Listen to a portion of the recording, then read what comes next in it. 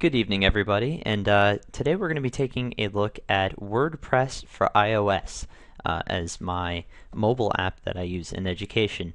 In order to do that, however, we're going to also be taking a look at another application. This one is for your PC and or Mac that integrates with your iOS operating system, whether that be on an iPad or an iPhone or an iPod.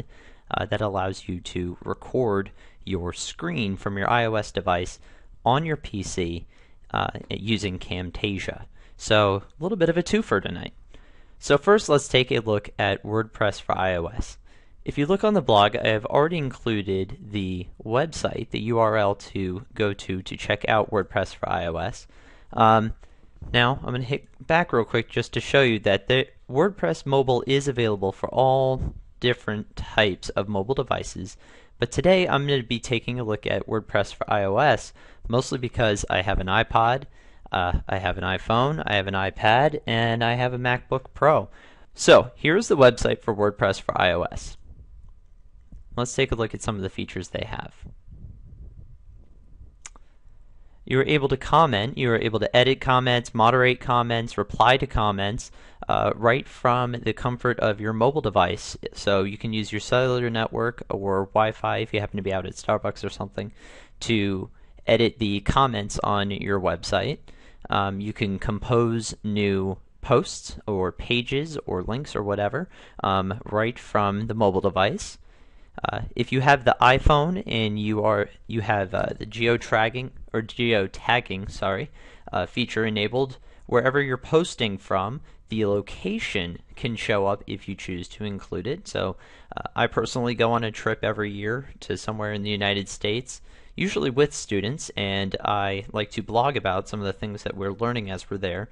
I like to update pictures, which is the next thing here on the site that you see. I like to leave little captions or descriptions or little lessons for people to learn.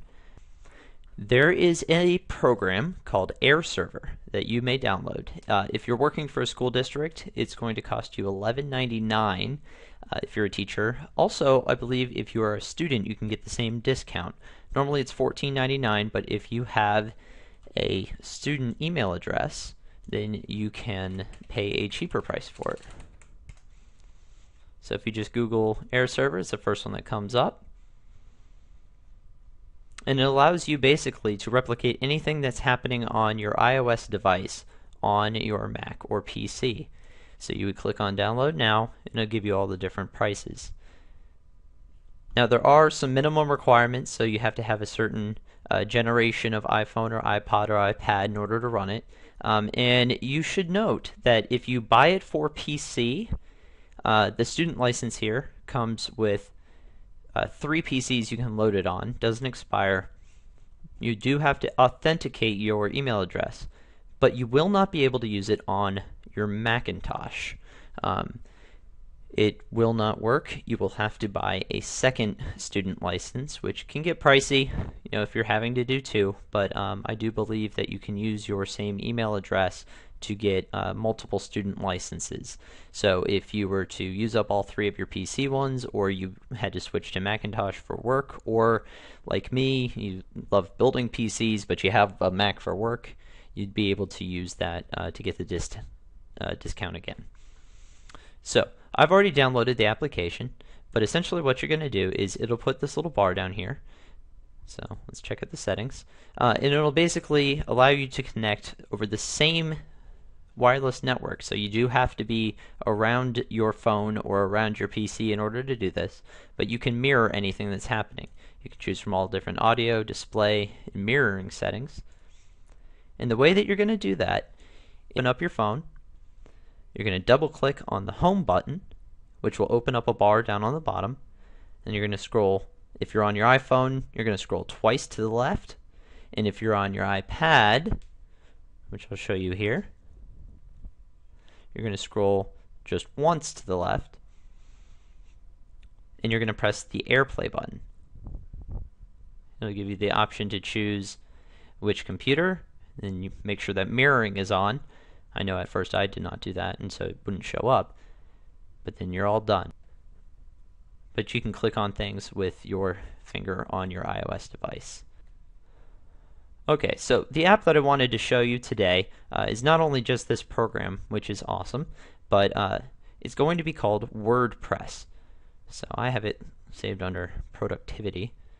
So we're going to go to WordPress. And this allows you to work with any of your WordPress websites. If you don't know what WordPress is, go check out our other blog on Web 2.0 tools, and you can watch my video on that. Today I'm going to show you both the iPhone and iPad applications of WordPress Mobile because they are slightly different and they have a little bit different functionality. So let's go ahead and open up WordPress, and you see here that I have a whole bunch of different controls. So I'd be able to visit my website if I wanted to. On the phone, this is going to bring you to the mobile version, which is one of the downsides to this. But you'd be able to see your different posts here. And you're able to manage your posts as well. So if you wanted to add a new post, you could do so. Let's add a new post today. Let's call it New Post for Video, succinct and to the point. You can add in tags here so people can search. So video, that's a tag, new, Camtasia, all sorts of interesting things. And if you had categories set up, then you can choose which one you want. We'll go ahead and put that under articles. I'm going to delete it anyways. Hey folks, once again, we're being recorded. From here you have all sorts of functionality.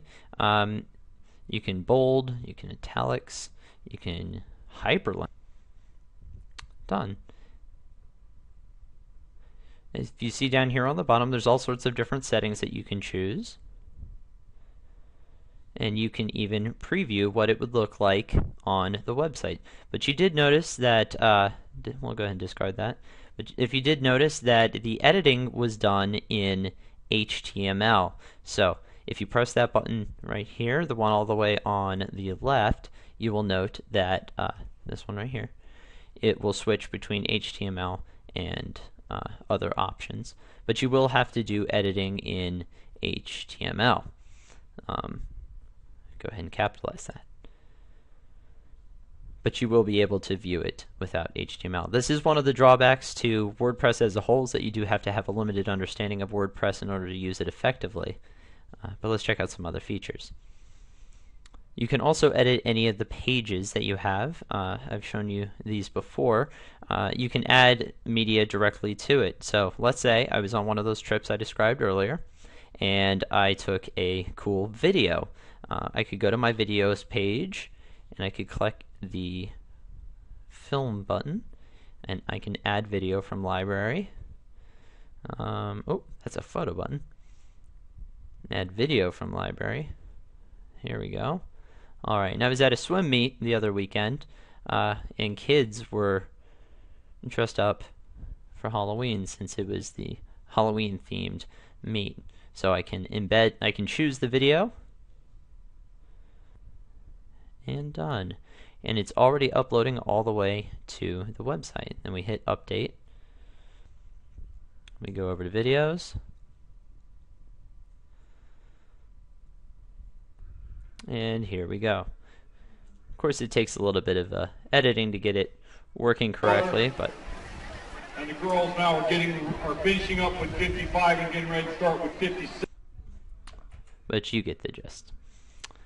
Again, one of the drawbacks to this application is that it does take a little bit of playing around with in order to figure out exactly what's going on in the best settings for the different things. But it does allow you to, on the go, add things such as videos, and photos would be the same way. And you can also control any comments. My kids are a little bit shy. They have not commented on anything I've put on there. But there are a number of different things which you can do. One cool feature is that you're actually able to use the camera itself to either record a video or to record to take a picture So we're stuck here on a loop. You can even invert. Whoa! Definitely should have done my hair before making this video. Okay. But I would be able to then take a picture and then use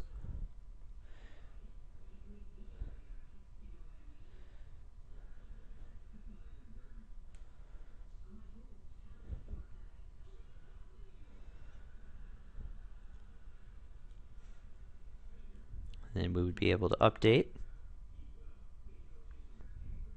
And there we go. Okay, so let's take a look very quickly at the application as it is on the iPad.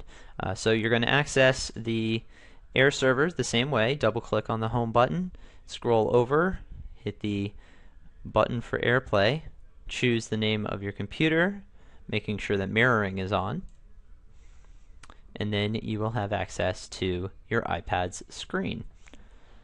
The graphics on this one are a little bit worse because I switched from an iPhone 5 to the iPad 2. So we're going to step down a little bit in screen resolution and quality. So let's go ahead and open up our WordPress application.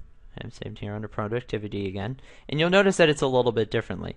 You still have the same slides as you did, but they're a little bit larger, and you're able to see a little bit easier what is on the screen. All the functionality is still essentially the same.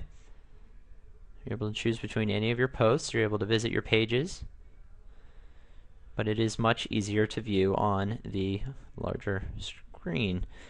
You can hit preview down at the bottom, and it'll open things. So if there's anything else that you'd like to know about using WordPress Mobile, feel free to send me an email or an instant message and let me know what your questions are. Have a great night.